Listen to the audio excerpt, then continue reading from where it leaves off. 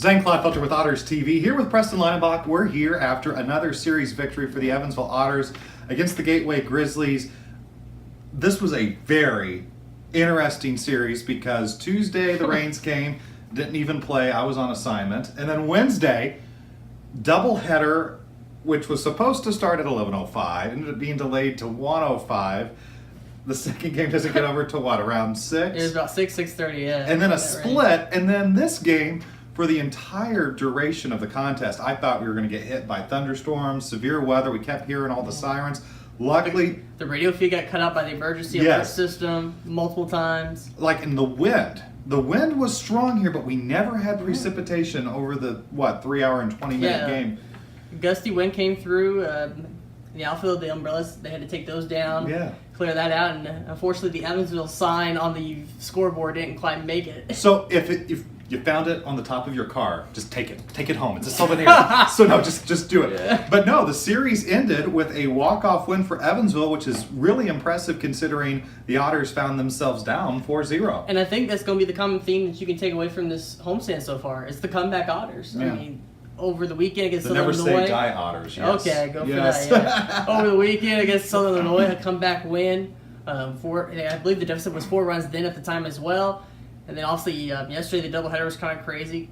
Again, just kind of keep fighting. And then today again the magic that's within this place and with the Otters right now. It was kind of interesting in talking with some up in the press box as the ninth inning kind of unfolded. It was weird for Gateway because they have a pretty good closer, but for whatever reason, the Grizzlies did not bring him in to start that ninth inning. Yeah, because there's already a save situation to begin that inning. Yes. And again, we're kind of dumbfounded about what happened there. Yeah, I guess the card didn't tell them to change, right? Isn't that like a football thing where if the card doesn't say to do it, you don't do it? All right. So Evansville's benefit, and it's a really good thing for the Otters because it continues what has been a very impressive homestand now, 5-1. 5-1.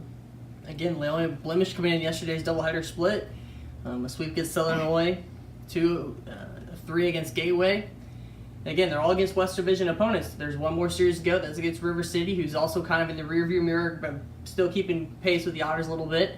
An important series coming up this weekend, and hopefully the homestand can continue to prove to be successful for the Otters. And the offense continues to find production all up and down the lineup. You had Toby Thomas, who was 2 for 4. You had Travis Harrison, who was 2 for 5. And then you had Manny Cruz batting in the ninth spot, 2 for 4 again here tonight. Yeah, and that's the thing. Earlier, especially going back to May, the offense was a little anemic. There's no doubt about that for the Otters. And now, within the month of June, some moves being made by the team in terms of player personnel being added to the roster, as well as just finding the right spot in the lineup for some of these guys has really paid dividends for Evansville. And the offense has really been clicking, it feels like, in terms of putting up a lot of runs here in the month of June. Going back to Wednesday, the doubleheader, I was only here for game number 1. I was on assignment for game number 2. But in game number 1, that was the loss. Jeff Gardner had a solo home run. His dad was at the ballpark, so that was kind of cool. And poor Randy Wynn, man, taking a tough loss. A 2-1 final and the base hit that plated both runs with 2 outs. Right, yeah, it's just sometimes the ball just doesn't bounce away. Baseball's a tough game. Obviously, when there's a long season, some breaks are going to go the Otters' way, some are not. Again, 5-1 so far in this homestand, so a few of the breaks have gone the Otters' way. But like I said, Randy Wynn, a tough loss and another good performance from him, and he just continues to impress.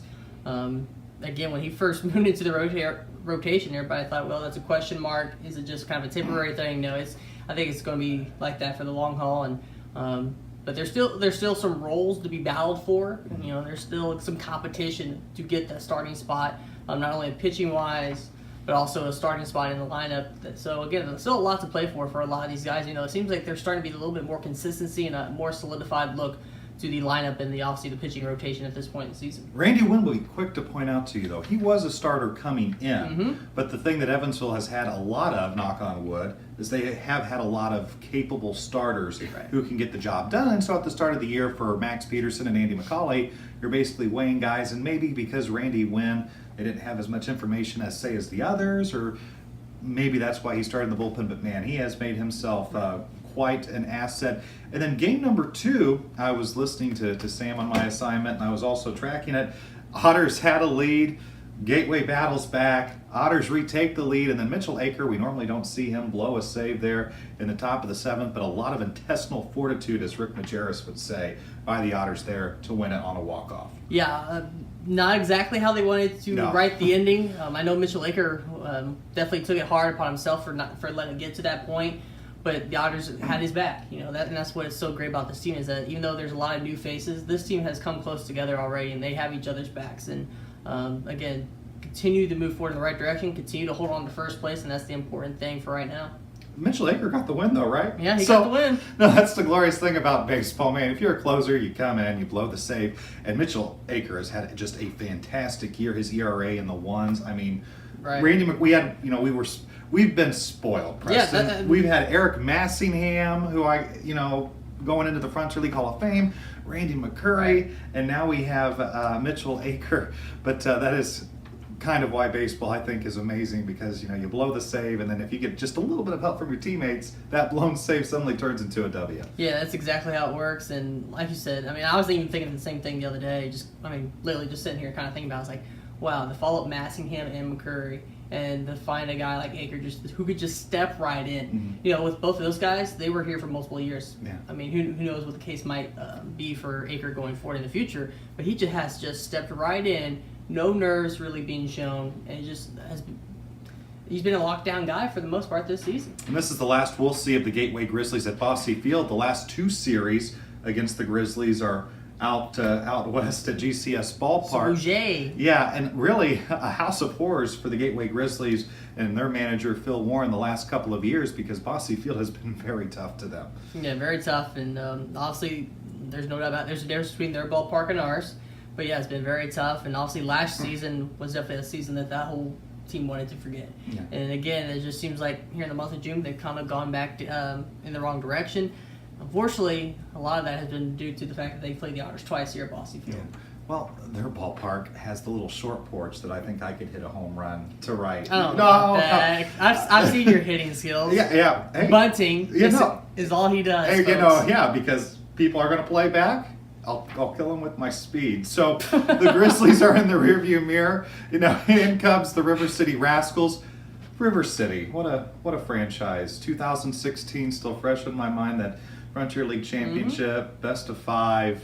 Hunter Ackerman with the 1-0 win. So Friday at 6:35 on Edward Jones night, they're sponsoring post-game fireworks. And then if you like free stuff, Preston, you like free stuff? I love free stuff. Okay, Heritage Federal Credit Union is sponsoring a hat giveaway. Yeah, we come in. I believe it's the first 1,000 fans. 1,000, not 1,001 or 2, but 1,000. We'll receive a free hat courtesy of Heritage Federal Credit Union. I know you have your supply worth over the past few years. Oh, man. I really do. No, I have 11, 12, 13, 14, 15, 16, 17. I got my first last season. Okay, I might as well get what? This will be my 8th Heritage Federal Credit Union hat, but hey, I'm looking forward to it. They're really nice, high quality. So don't gel your hair, because you didn't gel your hair. I did not, today. No. So don't gel it on Saturday so you can wear your fancy new hat. Yeah. Last year's was pretty cool because it said there's no crying in baseball. The famous quote from the League of Their Own. So that was kind of cool, I thought, from last year's. And 1 year, 2015, they had a Bosse Field. They had the Bosse Field 100th. Oh, that's right, the 100th anniversary. Yeah, so that was kind of cool, a nice little keepsake. So I have not seen the hats yet. Have you seen the hats? I have not. No. Surprise, surprise, I laid them in. No, so they keep them lock and seal. We'll probably see them, first thing on Saturday and judge them for us. I'm sure they'll be great. And then Sunday, it's a family fun day. The last family fun day, Sunday, before the All-Star break. A chance to come on out and again get 4 GA tickets, 4 vouchers for snow cones, popcorn and sodas, and 2 inflatable passes for the whole family of 4 for $40.